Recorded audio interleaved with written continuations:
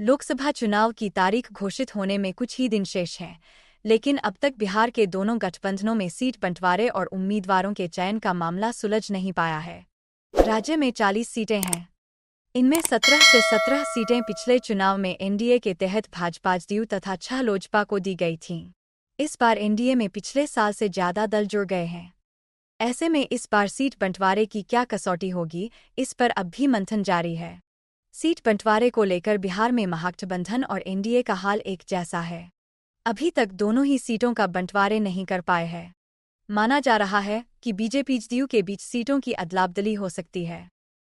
NDA में भाजपा प्रमुख दल है, जिसमें कई उम्रदराज दिग्गजों के टिकट कटने का भी खतरा है। वहीं कौन नए चेहरे सामने आएंगे, इस पर निर्णय होना अभी बाकी है। उम्मीदवारों को लेकर भाजपा की 8 मार्च को दिल्ली में महत्वपूर्ण बैठक होनी है। माना जा रहा है कि इसके बाद ही इस पर कोई अंतिम निर्णय हो सकेगा। इधर यही हाल इंडिया गठबंधन के घटक दलों का है। इस गठबंधन में राजद प्रमुख दल हैं। इसमें तीनों वामदल भी शामिल हैं।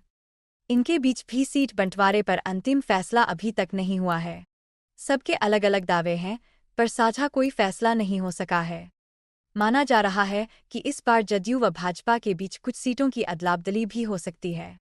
जदयू का एनडीए का हिस्सा बनने के पहले जहां भाजपा 2 दर्जन से अधिक सीटों पर चुनाव लड़ने की तैयारी में थी, उस पर विराम लग गया है। वहीं मौजूदा सांसदों में से आधे से अधिक के टिकट काटे जाने की चर्चा है। बिहार भाजपा प्रभारी विनोद तावड़े ने हरेक पर्यवेक्षक से एक-एक कर बात की।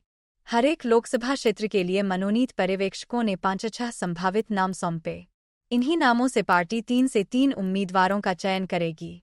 इन नामों की सूची केंद्रीय चुनाव समिति को जाएगी।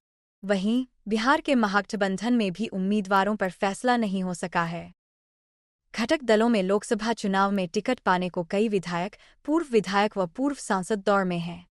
इस बार राजद युवा चेहरों को आगे करने को प्रयासरत है। शीर्ष नेता युवाओं की चुनाव में भागीदारी बढ़ाने का ऐलान कर चुके हैं।